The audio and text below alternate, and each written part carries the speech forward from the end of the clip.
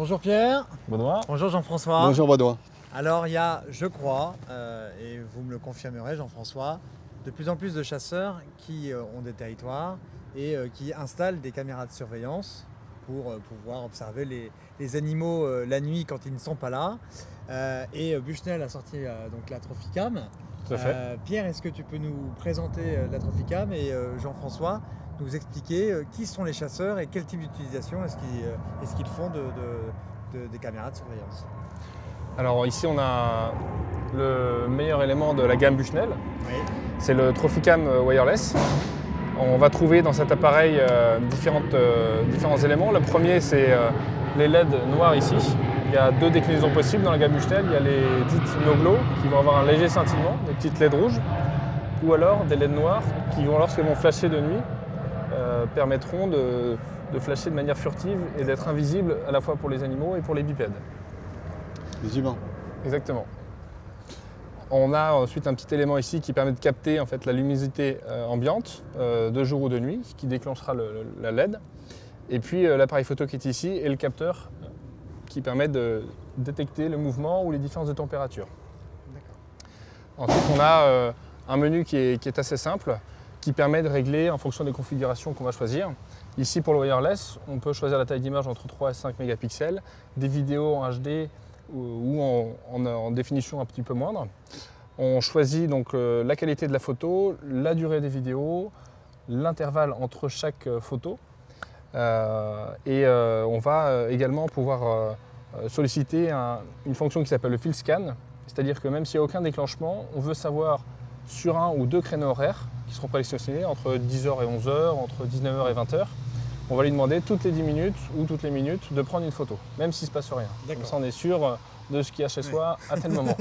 C'est clair. Sur cet appareil-là, il y a une petite fonction qu'on va trouver en plus, qui est la fonction d'envoyer les photos par MMS ou par mail. D'où la raison de la présence de cette antenne et un nombre de piles plus important. Au préalable, il faudra acheter une petite carte SIM. Il y a des forfaits très bien qui se font chez Free ou Bouygues Telecom, Orange, entre 2 et 4 euros par mois pour envoyer de manière illimitée des SMS ou des MMS. On va configurer, et là c'est le vrai avantage de cet appareil, le réglage par pays et en fonction des opérateurs de la carte SIM qui sera intégrée ici. Tous les opérateurs existants, SFR, Bouygues, Orange, sont déjà préconfigurés dans l'appareil.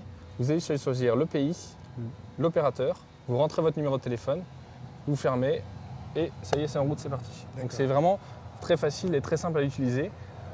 Tous les réglages qu'on peut penser un peu compliqués sont en français et on peut les retrouver sur le site de Bushnell qui reprécise point par point la mise en route de l'appareil. D'accord.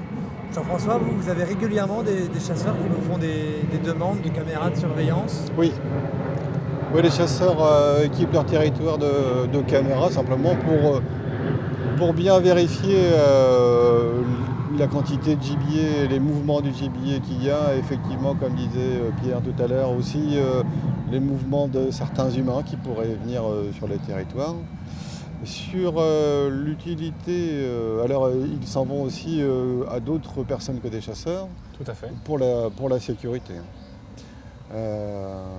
Sur les LED noirs, mon Bushnell que je possède, moi qui n'a pas d'écran noir, a une LED qui a un écran de LED qui est très voyant quand même. Hein. Ça ressemble plus, on est plus près du feu stop.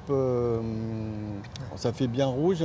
Il reste bien rouge pendant environ une seconde et l'œil humain l'aperçoit parfaitement. Donc si on veut être discret, c'est vraiment très utile d'avoir le LED noir. Après ça, pour les animaux, pour les LED rouges, je ne pense pas qu'il fasse d'effet puisque la première fois où j'ai installé mon Bushnell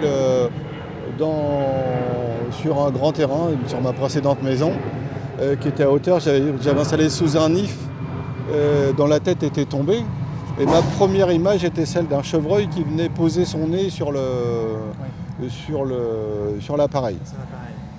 Donc c'était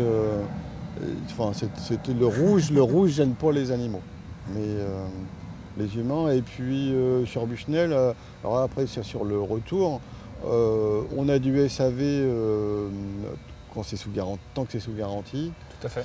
On a des modes d'emploi qui sont lisibles et il m'est arrivé d'avoir des mésaventures de vouloir vendre d'autres appareils où j'avais jamais réussi, enfin j'en possède un, et que j'ai jamais réussi à mettre en route, il se trouve dans le fond d'un placard et je m'en suis jamais servi.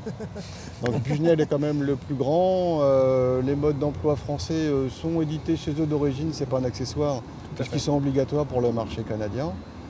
Ce qui fait qu'on a vraiment une caméra dont on peut servir, qui est un engin pratique. Voilà.